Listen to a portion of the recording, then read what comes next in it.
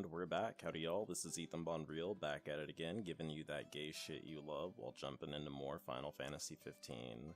So, I'm gonna go ahead and set the scene for y'all. It's a Friday night, I'm single, and I'm just kind of beside myself with emotion right now, so I felt the best way for me to deal with it is by pumping out a video, just cause, I mean, it's a good healthy way to deal with my feelings, but I'm not even really particularly upset about anything, I'm just feeling really emotional, and let's hit it.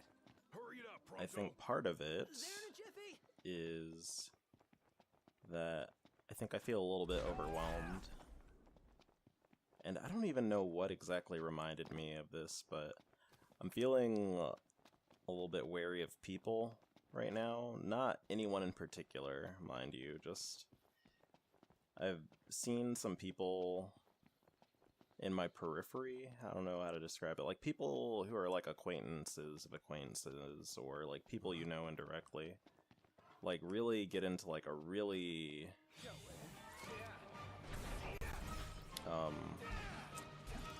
vicious set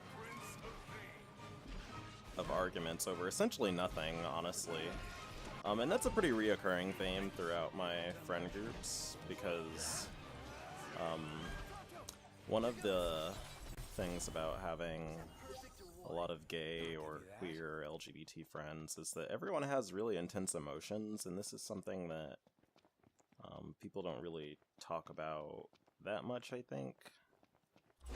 Like, usually when it's talked about, people just say that, oh, the gays or the LGBTs are really dramatic or whatever, but they don't really see, like, that the drama is part of a wider pattern of people having just generally very intense emotions.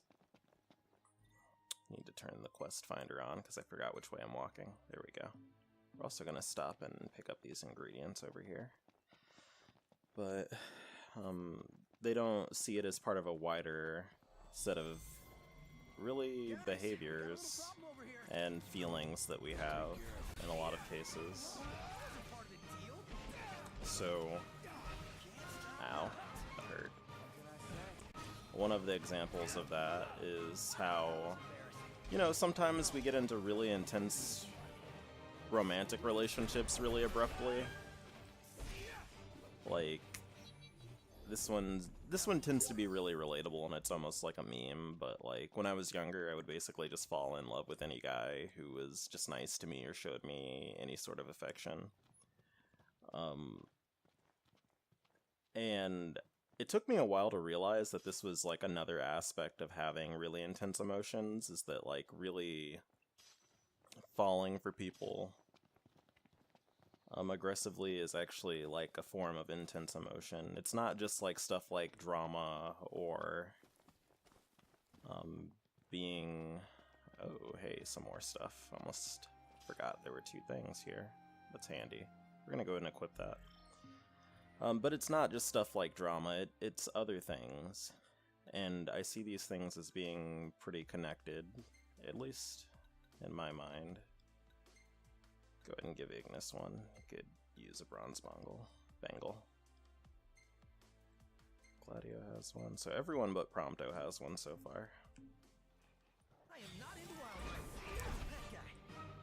Stop itching and start killing. Okay, there we go, we dodged that. I'm getting a little bit better at dodging this stuff and not taking unnecessary damage, but I still have a bit to improve on. Ah, goddammit.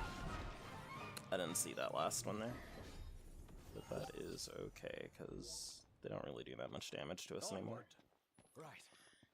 So, anyway, the TLDR is that, you know, being around a lot of gay people has necessarily meant I'm around a lot of people who have really intense emotions, and they can be really intense happy emotions, and they can be really intense sad emotions. And when those emotions clash, the result is the drama that people see and they do talk about. And it's upsetting to me in part because, for one, I tend to blame myself when there's dysfunction in any social unit that I'm a part of. Like, he's going for Gladio, which is good. I'm fine with that.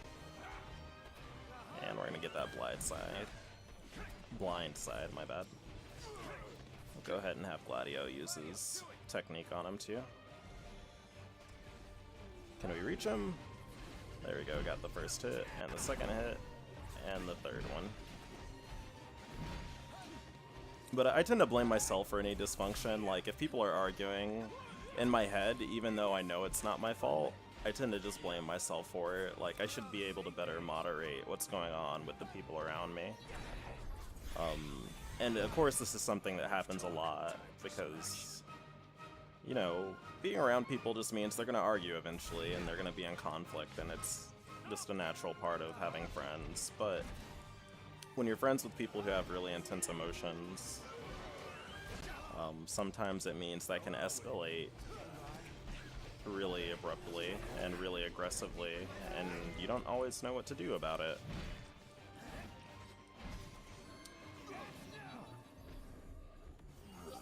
And it can just be really unsettling, especially because you can kind of see yourself, at least for me, I can kind of see myself in other people sometimes in those situations, and I'm like, I recognize this propensity for myself to kind of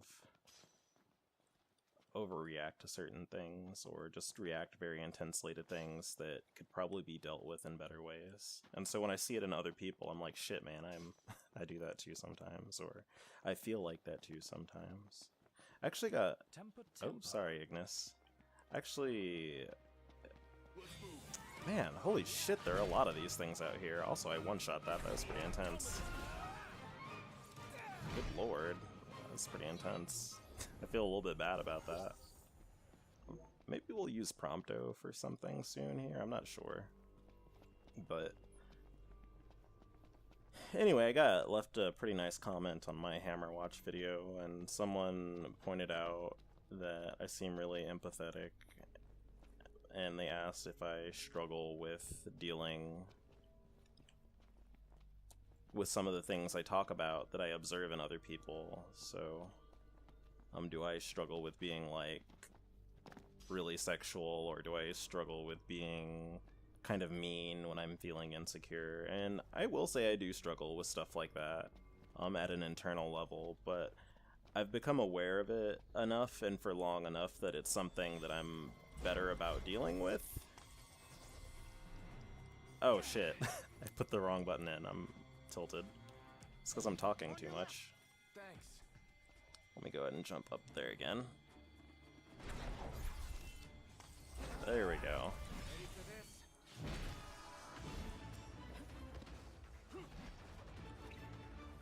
Got a tough one on our hands. I'm gonna go ahead and point warp again and go for another triangle warp. There we go.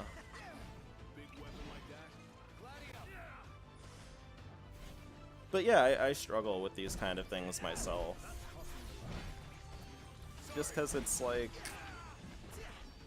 I think it's something we all struggle with, to an extent. You know, sometimes it's kind of easy to lash out at people when you're hurt.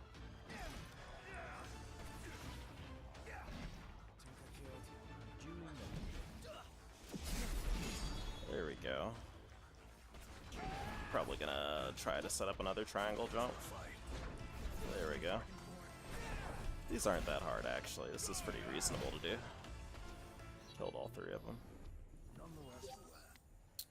I'm gonna run over there and see if there's anything further out for us, and then we'll just go ahead and head back to Hammerhead. But oh, we've already been recording for 9 minutes too. That's pretty wild. But you know, I do struggle with some of the things I talk about.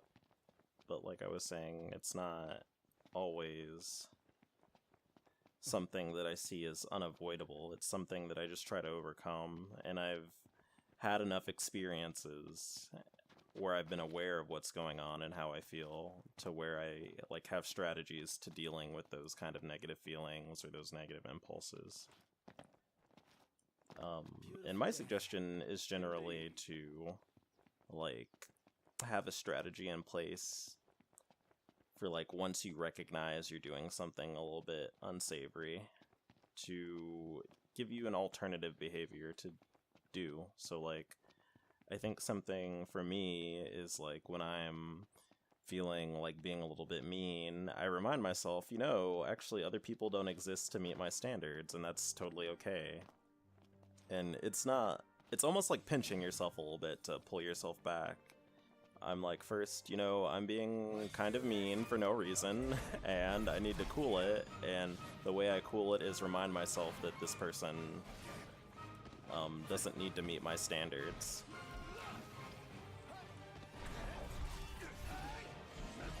I also was thinking about something while I was driving in my car. And it was related to the classic gay struggle of feeling kind of unlovable, or not feeling like a good person, or not feeling like enough of a good person, or enough of a person for other people. Rock and roll. And what I was kind of thinking about was how when I was younger I kind of trained myself not to really accept love from other people or be very suspicious of other people. And holy shit, there are a lot of these little fuckers out here. Good lord.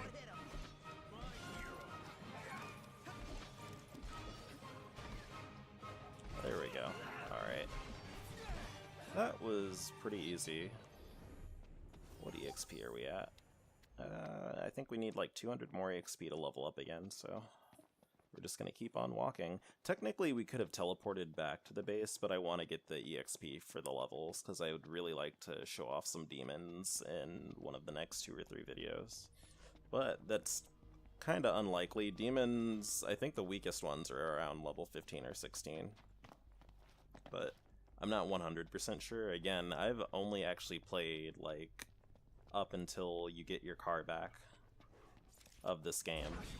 So once we get back to the garage and we get the car up and running, that is as far as I have practiced this game, and it's gonna all be fresh for me. But like I was saying, when I was younger I taught myself not to really accept love from other people because I was very suspicious of it. I think in part because I realized, and this is how this relates to what I was talking about initially with these people arguing, how mercurial people are and how easy it is for people to like withhold or withdraw love or affection over things that could be dealt with in other ways, you know what I mean? Like I remember being younger and like my parents just dealing with some of the weird shit I did because I was awkward and gay, just basically by punishing me. Like, has anyone else here been like basically grounded for being gay? Essentially, not like literally being gay, although that's valid too, but like where you're doing something that's like very clearly because you're uncomfortable in social situations or you don't perform your gender correctly, and you basically just like get sent into timeout for it, or you get, worst case scenario, like the shit beaten out of you for it. And that's what I mean, like instead of really meeting my difference with, I guess, love or affection, it was basically dealt with punishment instead. And so I kind of held that thought in my heart. I don't want to say my head, because, you know, I'm not like consciously thinking about this, but it's about a feeling in this kind of case. And I realized that, you know, a lot of people really don't have necessarily the tenacity or like the courage to really stick through things and try to find other solutions to arguments or problems they have. They just kind of blow up at each other, and then that friendship is over or things are done with them, instead of trying to see things through. And what I was trying to bring up with my uncle was, I remember, because I had internalized these feelings, I remember one of my earliest memories, well, 2 of my earliest memories involve my uncle. But the one that sticks out more is one of the second times that I saw my uncle, because we had went down to Fort Worth to visit him. And I remember him just meeting and greeting me very warmly, and I think I was probably like 5 or 6 at the time, but that was old enough for me to realize I was basically a big ol' homo. Not like literally, like that wasn't the word I would use to describe myself, but I realized I was different in some way. And he met me so warmly and just really tried to be affectionate towards me, and I just really rejected it because I just didn't trust it, because I was like, you're gonna see what I am, and you're gonna not want me anymore, so I'd rather not even be close to you. Sid's friends. And it's wild how, when you're a child, you don't necessarily have words for that, but you have the right feelings to complete that thought process and act out on it, even if you can't even put words to it. What can I do you for? And that was basically the scenario I was in. So I just remember him.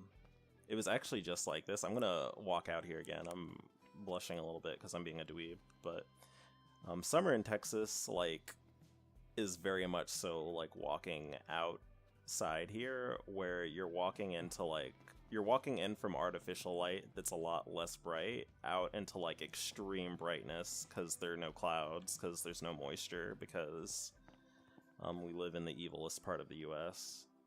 And so you walk outside and it's like 1,000 times brighter, and everything looks almost like it's lens flared when you step outside. But I remember that. I remember getting out of the car and it was like that. And him just saying my name loudly and smiling at me very brightly. And me just kind of being disturbed by it, because I was like, why would this person be doing this? And in his defense, it was probably because he loved me, because we were related. And I was well, I wasn't a baby, but I was a little kid, and he was just being affectionate to me.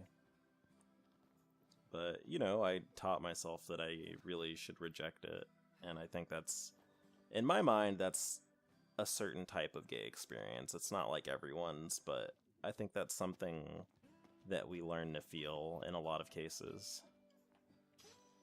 And like I said, it's not necessarily about something you think of that you automatically know in your head that you can put words to, but it's about a feeling. And I'm not hoping that y'all understand that, but I just want you to ask yourself, can you relate to that? And I mean that legitimately. It's not gonna bother me if you can't, but I'm just curious to what you have to say about that, or if I even made sense.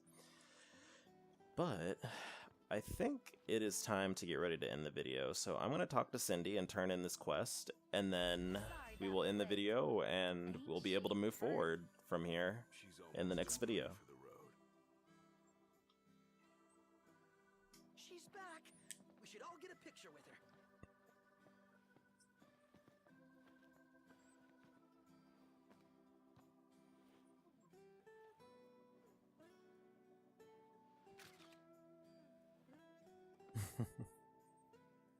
All the more reason to I think that's also Oh, and before I why forget, this game is endearing to me, because these characters love and care for each other so openly, and it's like, it's very hard for me to trust that. And it's something that I think is going to be like my next character growth arc. On your way to Galden. If y'all wouldn't mind giving that to the owner, that'd be swell.